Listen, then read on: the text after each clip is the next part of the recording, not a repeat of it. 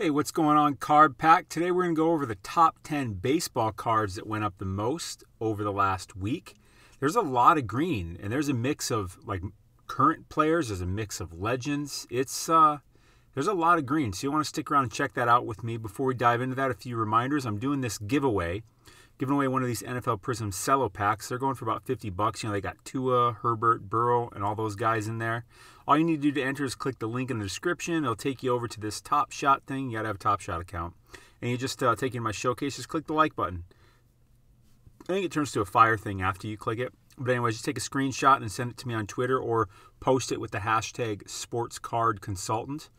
Or you can @ me. Just hashtag it. Believe me, that's the best way for me to find it. Or send it to me. I'm at Card Consultant. The audios from these YouTube videos, you can find them over on the podcast. Link for that in the description. As I go through these cards, I'll do buy, sell, hold. And all the cards I think are buys, I'll send it to the Card Pack newsletter before I publish the video. It's free to join the newsletter. Go ahead and check that out. And of course, if you want to get my top sports card pick of the day, almost every day, and join one of the best discords in all of sports card investing, join the Sports Card Society. It's only $12.99 a month or $129 a year. It's like 40 cents a day. Let me show you some of the previous picks. Here's this Kyler Murray. We were getting it for under $200 in February. Here it is going for $350 in April. Here's this Baker Mayfield going for $295 in March.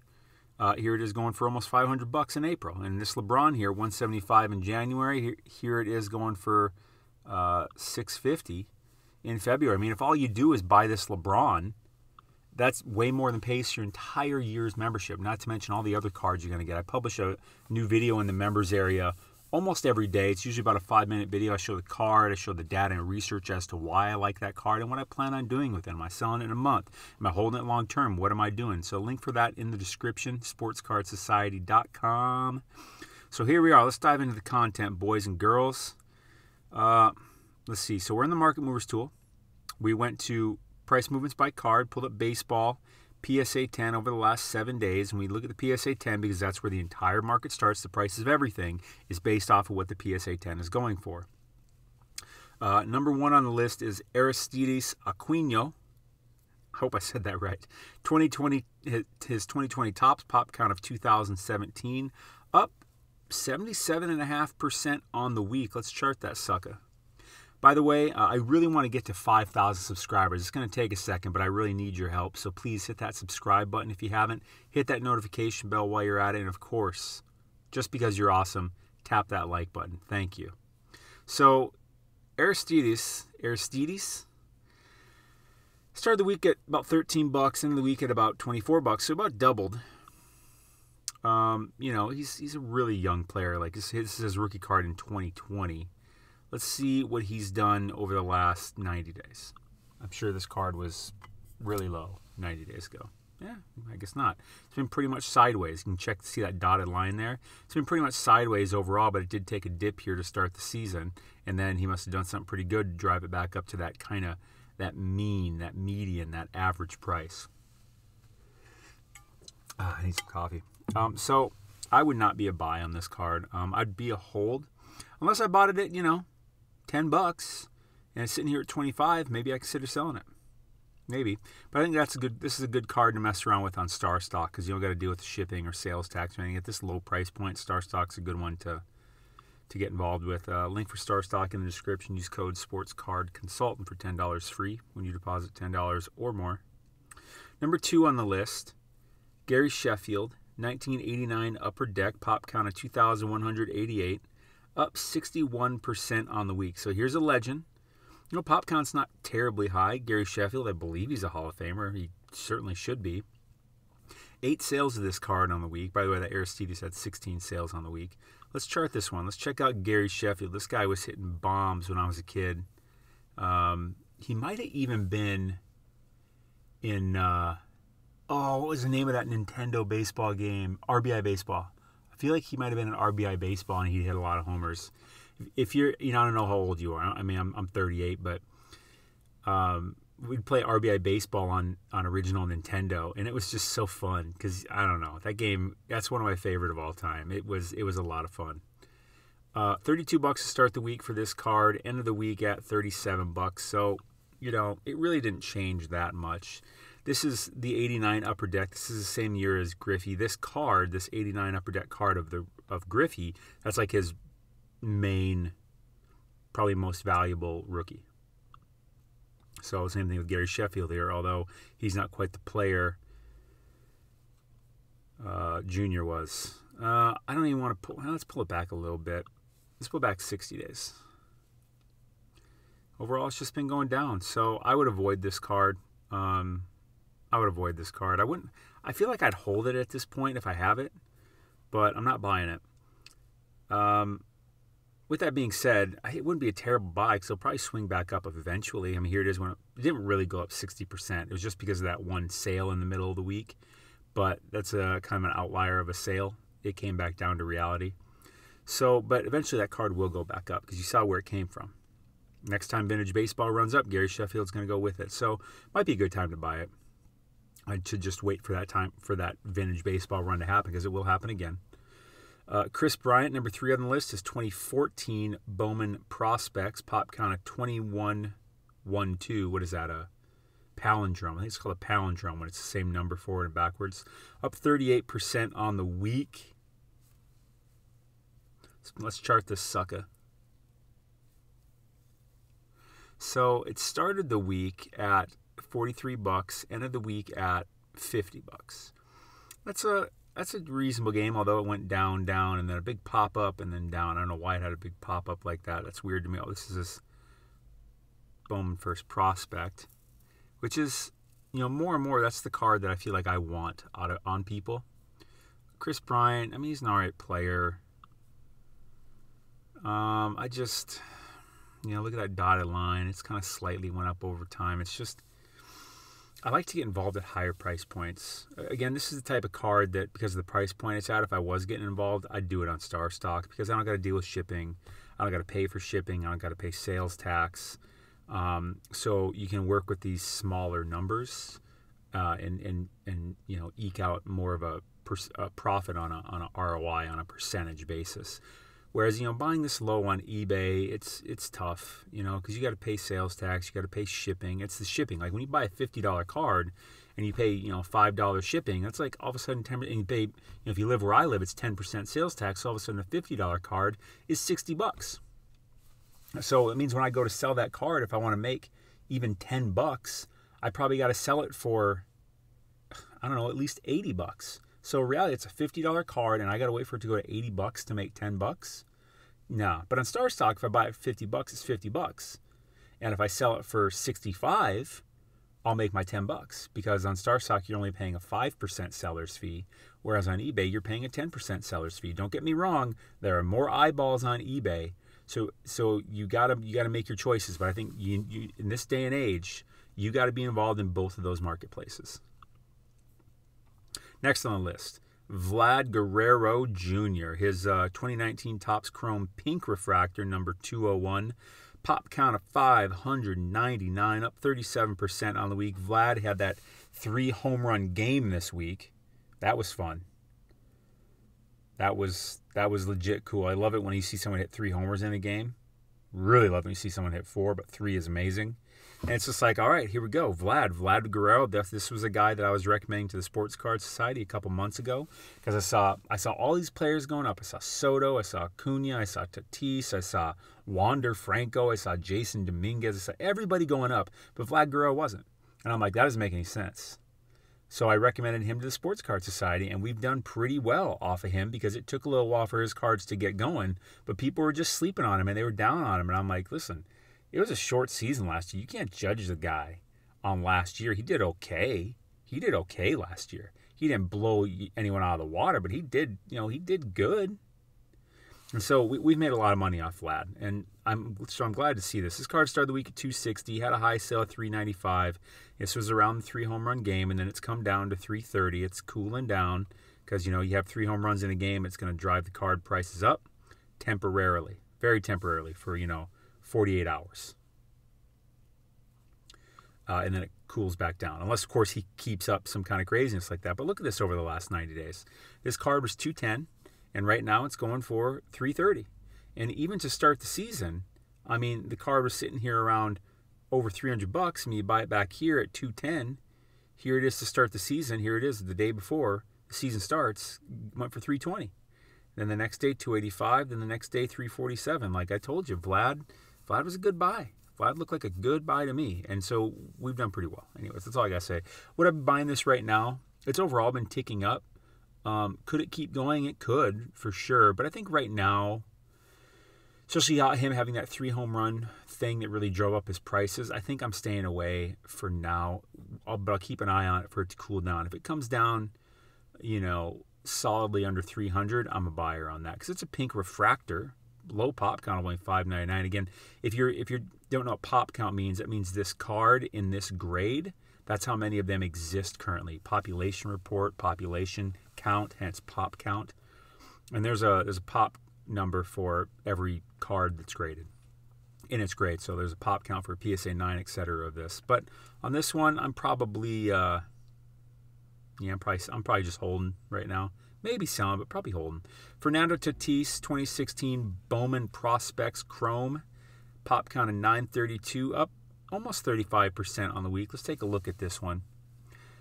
By the way, if you're seeing how this tool that I'm using here, it's the Market Movers tool. I say it every video. This is the most important thing I use in sports card investing. I could not do sports card investing without this. That's not an exaggeration. That is a fact. And if you're not using this, you are absolutely cheating yourself. And you're losing a lot of money. Not just in making mistakes, but you're missing out on a lot of good cards because being able to look at data like this is that's the game. You have to be able to do this. So I'll put a link in the description for the Market Movers tool. Use code SOCIETY for 20% off your first month of your first year. Everyone asks me, well, which one do you have? I have the Pro version, and I pay for a year subscription. I don't see it as an expense at all because it makes me way more money than I pay for it. So I see it as an investment. So this card here started the week at 910, end of the week at 1225. I really like this card. Really like the auto refractor of this. Obviously, that would be fantastic. But let's pull this card back 90 days, see where it started.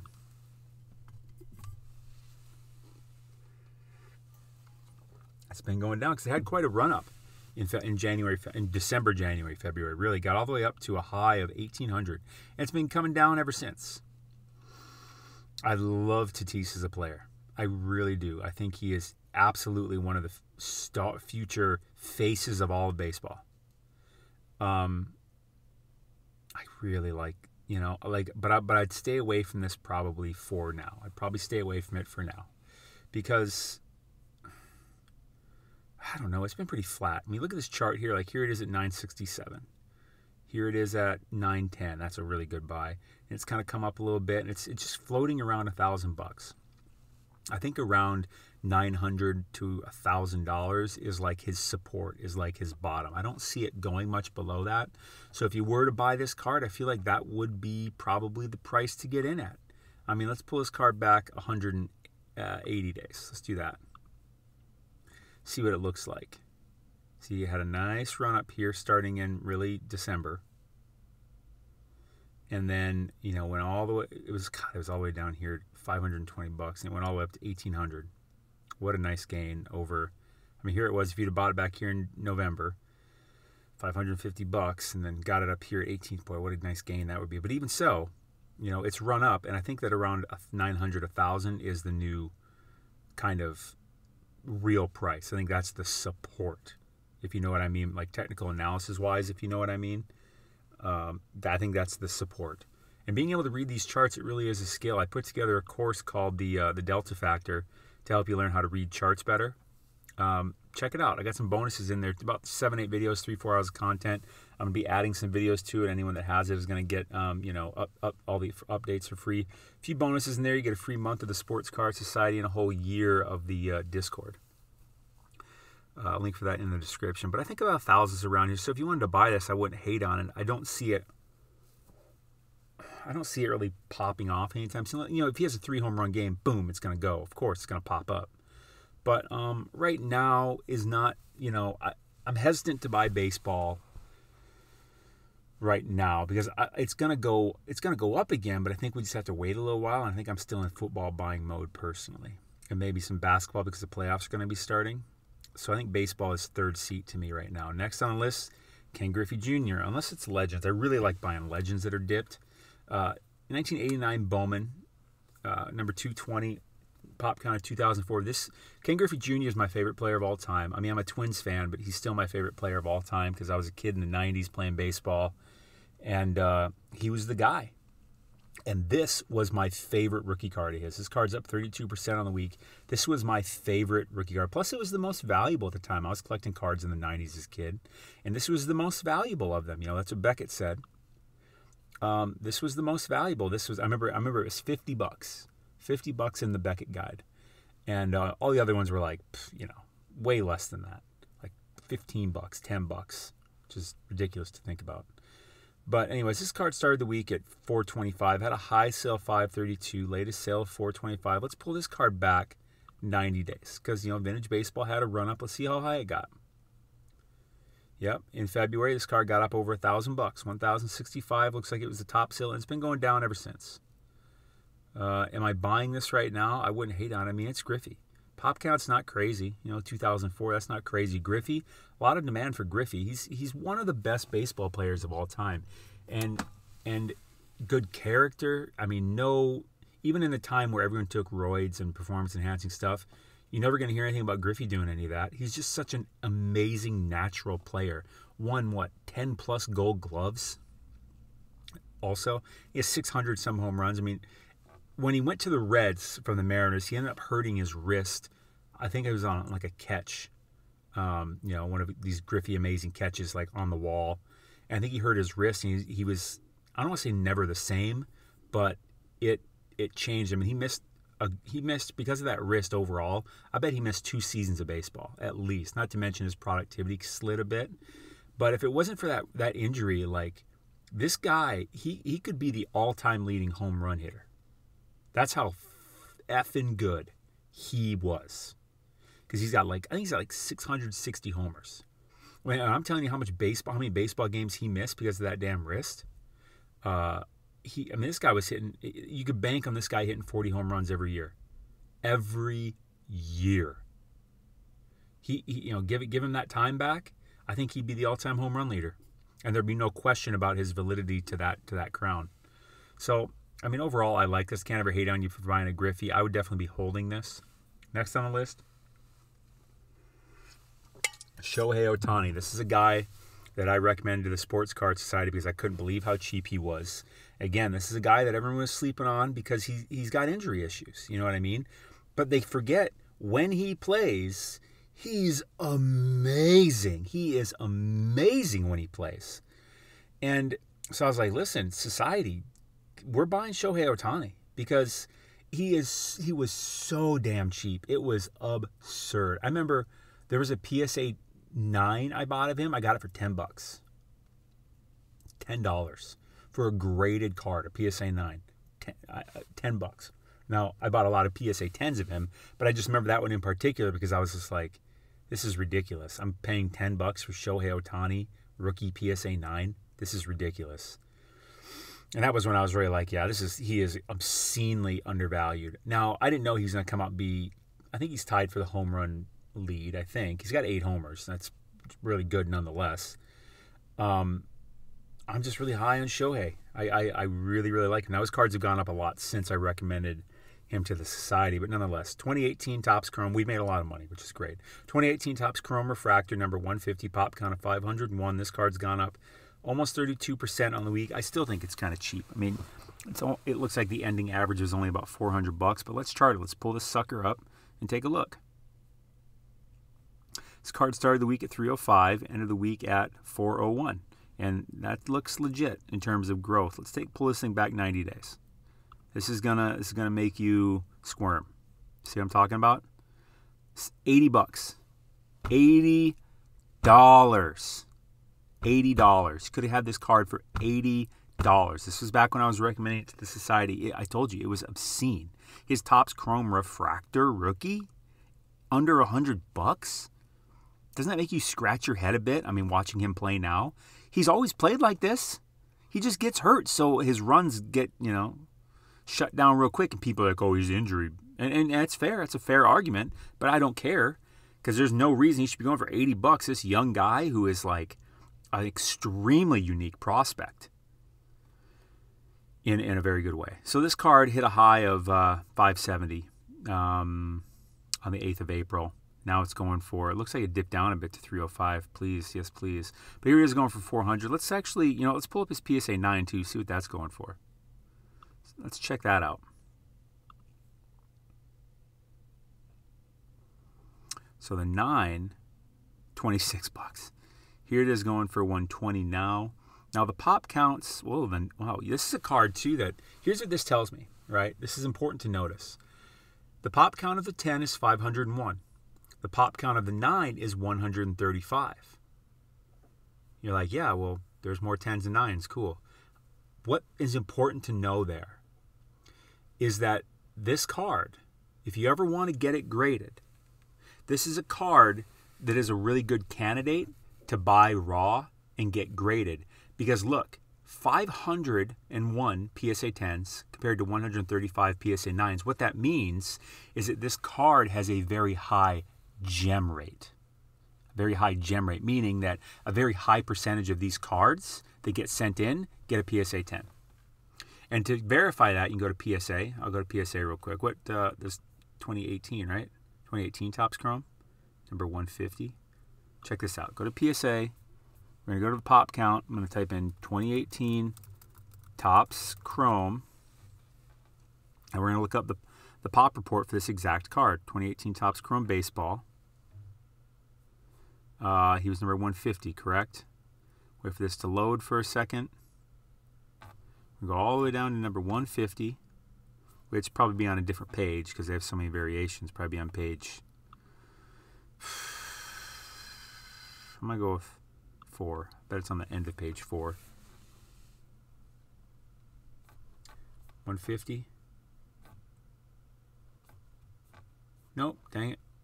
On page 5, top of page 5. So let's take a look-see. If you've never done this before, this is really important to do. I'm giving you a real piece, a little nugget here. Shohei, it's his pitching, because he's got multiple. I think he's got batting 2 on 150. Got the red jersey, yeah. See, so anyways, this was pitching, right? We're looking at the pitching. I mean, he's pitching, so it's the pitching. And he's definitely not in a red jersey. So this card, refractor, where's the refractor? Regular refractor. Prizm refractor. Oh, wait, no, refractor down here. So, let me pull this over. 644 of these cards have been submitted to PSA. 504 of them were rated PSA 10s. That is a very high gem rate because if you take 504 divided by 644, what percentage is that? It's probably like 80%. It's around 80%. Let me just think about that. It's around 80%, probably high 70s. Let's call it 80%. So that means that you have a 80% chance if you send in 10 of these cards, roughly 8 of them are going to come back PSA 10s. I mean, granted, you're not sending in cards that you can clearly see corner dings and scratches and edge tearing and stuff like that. You're sending in good-looking cards. 80% of these are going to come back PSA 10s. Good to know, right? Anyways. So I like Shohei. There's another thing I want to show you on the market movers. So I like to use this little tab called ratios because typically you'll see a PSA 10 go for about 3.5 times more than a PSA 9 if the pop counts are similar. In this case, granted, these pop counts are both pretty low. But nonetheless, this is, 1/3 of 1/4 maybe, 1/4 of this one. So I wouldn't expect a 3.5. I'd expect this card to be around a 3 ratio, maybe even a little less, meaning that the 10 is going for about 3 times more than the 9 instead of 3.5. And we see 3.35. So actually that points to me because of the pop count that the 9 may actually be a little undervalued because I think that this should be more around 3 because the pop counts are so different. I hope that makes sense to you. There's a lot of different ratios in sports card collecting that are very important to know. This is one of the main ones to know, that typically a 10 of modern cards, a 10 is typically going to go for about 3.5 times more than a 9 if the pop counts are similar. If the 9 has a much lower pop count, this number is going to be closer to 3, maybe a little less.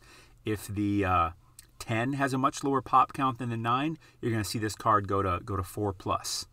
But in this case, like for instance, if this number here was 5, if the 10 was going for 5 times more than the 9 right now, that would be a clear signal to me that, yeah, the 9 is extremely undervalued because I can see these pop counts here. I hope that makes sense. There's so many tools in this Market Movers tool. I can do price change percentage here. So I'll show you which one actually went up the most based on price change percentage, because we were looking at price change dollar amount. Now we're looking at price change percentage. So they're about the same, 361% to 400%, about the same. Actually, at the highest point, the 9 had the most at 665% gain. Wow. Going from $26 to $200. Isn't that absurd? I told you, Shohei, good player. Join the society and get the Market Movers tool. Next on the list, what am I doing with Shohei? I can't buy him right now. He's so high. I think he's going to keep playing amazing. I shouldn't say I shouldn't buy him, because I think he keeps playing. But if he does get hurt, these card prices are going to come down. Actually, let's go to eBay real quick and see what some of these are selling are listed for.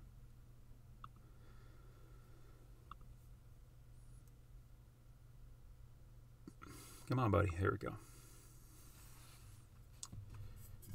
$4.99. Yeah, no way. No way. So the auction would probably be the way to go if you did want to get involved.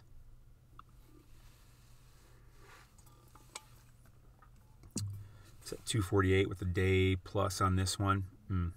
Anyways, so I don't know. If you wanted to buy it, I wouldn't pay more than $400. That's for sure. But I'm definitely holding that card. I'm not selling it right now. Number whatever, I don't know what number we're on, but Chipper Jones, we're going to do top 10, so when we get to the last one, that'll be number 10. Chipper Jones, 91 tops base, pop count of 54.96, up 30% on the week. This Chipper Jones was a card I recommended to the Society back in January. We were getting it for under $100, and it got all the way up to almost $300, which is when because I bought several, I sold most of them around $250. But this card came back down a lot. I'm going to pull up the chart, but here's the thing. What's interesting is the Market Movers tool only shows this card going up to like 200. It went up to like 300. As I remember the highest sale being 285, and I remember a lot of them going for 275 plus. So I don't know what happened here, but this card got even higher. Anyways, but it's been going down ever since. But it's Chipper Jones. Like, when he gets back under $100, guess who's buying him? I am. And I'm going to hold on to it till he runs up again. Let's go to eBay, and just in case, maybe there's some for sale under $100, which would kind of surprise me, because he ran up so high that people paid some money, and they're not willing to let it go for much of a loss. That's the reality of it. That's a good thing, because that builds a support on a card's value, because there's basically what makes, this is really important. Check this out. It's very simple. What makes a card go up in value? That's a question. I want you to answer that question to yourself real quick. Obviously, I can't hear you. But what makes a card go up in value? It's the same thing that makes a stock go up in value. It's the same thing that makes real estate go up in value. It's the same thing that makes anything go up in value. Again, answer what I'm saying real quick to yourself, and I'm going to tell you the answer. The answer is, what makes a card or anything go up is that there are more buyers than sellers. That's it. More demand than supply. That's it. What makes a card go down? When there are more sellers than buyers. When there is more supply than demand. That's simply put. And demand and supply also have to do with not just the number of them available, it has to do with the number of them available at a certain price point. So when there are more buyers than sellers, cards go up. Everything goes up in that case. When there are more sellers than buyers, cards and everything go down. Straight up. That's all it is. And you can leave a comment and argue with me all you want, get all technical. Yeah, there's more that goes into it. But when you break it down, that's the truth of it. Everything comes down to that equation: sellers and buyers, supply and demand. Supply or sellers, demand or buyers. And it has to do with how many people are in there, how many actual cards are available, and what price things are at. Those make up the supply and demand. Those make up the number of sellers and buyers. Because if this card's at $1,000, there's going to be still 5,496 of them in the supply. But if all the sellers are asking $1,000, there may not be much demand. There may not be many buyers. So what that does is that brings the price down because it's not selling. There's people that want to sell, so they slowly drop the price. And it comes down somewhere where there's an equilibrium in the supply and demand, where all of a sudden buyers start wanting to buy. Where all of a sudden there becomes more buyers and sellers, and then it starts going back up. Okay? That's what it is. That's really, really important to know. So when you're buying cards or investing in anything, think about what's the supply and the demand. How many sellers and buyers are there? What you really want to look for if you're selling is, are there lots of buyers? And if you're looking to buy, are there more sellers than buyers? Those are the scenarios you want to buy in. That's what I buy in. That's what I recommend to the society when I bring cards to them to buy as investments. I'm bringing them cards that have more sellers than buyers, because that means the prices are down. Next on the list, so this Chipper Jones, I wouldn't hate on buying it for $145. I don't really want to get it, but that may just be the new floor of it. Vlad Guerrero, 2019 Topps Chrome Refractor, pop count at 809, up 24% on the week. Same thing. Vlad, he hit 3 homers this week. He's been playing really well overall this season, but a 3 home run game is certainly going to help you and carry you a little ways. And this is Topps Chrome Refractor. I mean, this is classic, classic, classic. If you're going to get a rookie card of someone, get their Topps Chrome Refractor. I mean, that's a really, really, really solid. Like in basketball, the Prizm Silver, this is the Prizm Silver of baseball. You could argue the first prospect refractor is, but I'm just going to go, and I can understand that argument. Maybe it is, but I'm just using it's a very close comparison nonetheless. The Topps Chrome Refractor is like the Prizm Silver in basketball, or the Prizm Silver in football for that matter. This card started the week at $358, ended the week at $445. Had a sale here when he hit that game at $416, so it actually went up some. Let's pull it back 90 days. This might make you cringe a bit. Be careful. Look at that. $250 in February. That's just ridiculous. That's just ridiculous. All the way down to $240. I mean, it's just ridiculous to be able to buy this Topps Chrome Refractor of Vlad. And if we pull it back even further, let me go 180 days. It's going to make you cringe even a little more. Oh. You could have got this card in November for $80. Remember this. When do you buy baseball? When do you buy football? When do you buy basketball? I'll tell you what, here in November, there were way more sellers than buyers. So what'd that do? Kept prices low. And then over time, as people became $80, like, yeah, I'll buy this, so let's hold on to it till the season. Sure, it's 6 months away, 5-6 months away, but whatever. It's just going to go up because the demand is so low and the supply is, supply's high. And it's just kind of ticking up, ticking up, ticking up, ticking up. Here's where the season started. And he's just there it was right before the season, hit a high of 381, then it dipped when the season started, and he's been playing well. So it's going up. And it's just like, you got to be able to do that. And for a couple months now with the society, I've been mostly recommending football cards. Why? Because football's like, at that time, like 6 months away. Now it's what? Today's May 1st. Happy May Day, by the way. June, July, August. Really, it's only like 3 months away. So I think it's still a good time to buy football. It's just not at its low. It's not, $80 for a refractor. Granted, football doesn't have refractors. It has silvers, prisms. But I would probably hold this. But if you wanted to sell it, I totally understand. You could totally take that profit. That's a big profit. I don't know. I'd either sell it or hold it. Either way you want to do. In that case, I have no argument. But I wouldn't buy it. Next on the list, Hoskins. He is the last one on the list. His 2018 Topps base, PopCon 894, up almost 24% on the week. Again, he's got a lower price card. This is one, if I was going to play around with it, I'd probably do it on StarStock because I don't want to mess around with shipping fees eating into my margins. Because a card's this low price, shipping costs really eat into your margins. If I'm buying a Tom Brady rookie, I don't give a damn about the shipping cost. $5, whatever. I don't care. That's literally nothing. Care about the sales tax, though, on buying a Tom Brady rookie. So what I do with that is I send that to my PWCC vault. It's free to set one of those up. I highly recommend it because they're in Oregon and they have no sales tax. So when I buy a card $300 or more, I send it to my vault because I pay no sales tax. The other day, a couple weeks ago, I bought a Tom Brady Bowman rookie, PSA 9. It was $2,650. I saved myself $270 in sales tax because I live in Seattle, Washington, and we have a 10.1% sales tax, which will probably make you gag because it's got to be one of the highest in the country. So I don't want to pay $270 in sales tax, so I just had the guy ship it to my PWCC vault. I saved myself $270. Well, I mean, there'll be a little bit of fee. Probably cost me maybe $20 for the vault fee, and if I have them ship it to me, type thing. But that's nothing. So I save myself $250 easy. Anyways, this card's ended the week at $38. Started the week at $27. If I was going to mess around with this card, I'd mess around with it on StarStock. Let's pull it back 180 days. Let's just get into the cringe facts. This card was probably like $5. Yeah, not so much, like 14 and a half bucks. Hits a high now of 38. So it's a good return, but it's no Vlad Guerrero refractor. Yeah, buddy.